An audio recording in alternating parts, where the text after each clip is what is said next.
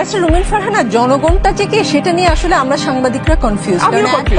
এক পক্ষ বলে জনগণ সংস্কার চায়, আরেক পক্ষ মানে আপনারা বলেন যে নির্বাচন চায়। আসলে এই জনগণকে এবং জনগণ কি চায় সেটা নির্ধারণ করার প্রক্রিয়াটা কি, সেটা আসলে খুবই কনফিউজিং।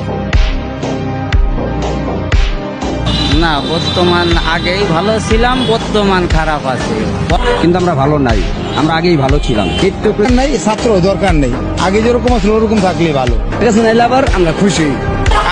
আবার এই সরকার দরকার, হাসিনা সরকার আবার দরকার। হ্যাঁ, আবার আসুক, জনগণ আবার চায়, শুধু আমি না, সারা বাংলাদেশের লোক চায়। কারণ কি আপনি শেখ হাসিনার বিচার চান? আমি ভাই ওনাকেই চাইতেছি। যে দল চলে গেছে আমার মনে হয় ওই দল আসলে ভালো থাকে। বাংলাদেশ আওয়ামী লীগ। আমার মতামত তো আগের থেকে মনে হয় ভালো ছিল। হ্যাঁ, আওয়ামী লীগ ভালো ছিল।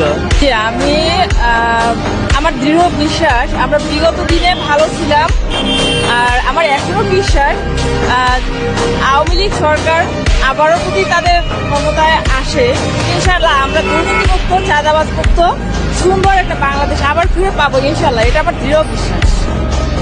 এখন দেশ যেভাবে যাচ্ছে, নাইমাতে কানামাই ভালো ছিল, আগের মাই তো ভালো ছিল।